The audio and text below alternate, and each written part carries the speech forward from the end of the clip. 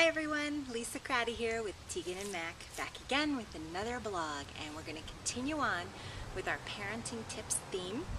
This week, as promised, we are going to talk about playdates.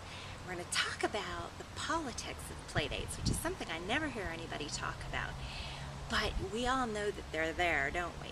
Now, it's usually the case where little friends want to play together and the parents arrange it and everything goes smoothly and it's not an issue.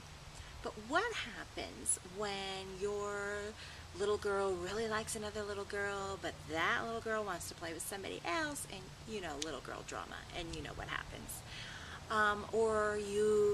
Probably not so much with boys. I will admit, boys don't tend to get into that. They just play together and they have a good time. So if you're a mother of boys, you may not be able to relate to this as much. But you never know. I don't have boys, so I'm not sure. But with girls, I know it really gets to be tense sometimes.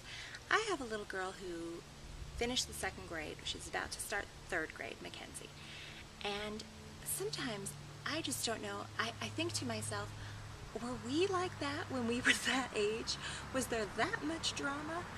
And you know, they always work it out, and in the end it's okay. But it's tough, isn't it? So specifically relative to playdates, I would love to hear what you do when you have some kind of a conflict. I'll give you an example to kind of give you a place to start from. My daughter had a little friend which she liked very, very much, but my daughter tends to be strong-willed sometimes, so she can be a little, dare I say, bossy. And this little girl is kind of a gentle girl and didn't appreciate being bossed around. Surprise, surprise. So my daughter had to learn the hard way that she didn't want to have playdates for a while, and they're playing again now and everything's fine. But that was a tough thing to have to talk to her about, and I spoke to the little girl's mom about it, and she was lovely. Thankfully, we didn't have any mommy drama. But we had a nice talk about it and about the fact that, you know, her little friend just wasn't feeling it right now.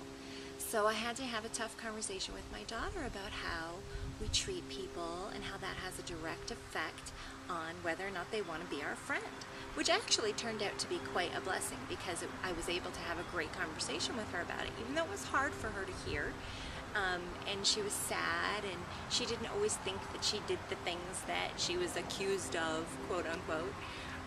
But we worked through that stuff.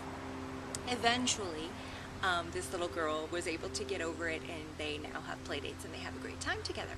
But I think it worked so smoothly because, number one, I was able to deal with it quickly at home. And number two, this other little girl's mom was so great and really wanted to work with her daughter as well. So that's how it really worked. But I could see a situation where it wouldn't be so smooth if there was offended feelings, and you know, sometimes people get they transfer that feeling onto themselves. Parents can do that, and so it doesn't go so smoothly. So I'd like to hear your opinion on what you do and how you handle those difficult moments where, you know, you have to go back to the school and maybe it wasn't quite a happy little ending at the end. What do you do to ensure that your child has a good example to follow, but yet also learns from the experience? So that's it for today.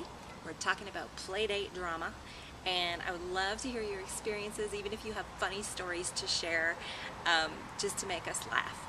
So let us know, and we will see you next week. We're going to switch it up again now. Next week we've had 3 weeks on parenting tips. So we are going to transfer over to the subject of life balance again. We did a couple of those videos several weeks ago on how to find that balance in your life, that sort of precious medium ground where you've got everything flowing, and how hard that is to do. So we'll do another video on that next week, and I'd love to hear your insight into how you find balance in your life. More on that later. Thank you for joining me today, and I'll talk to you soon.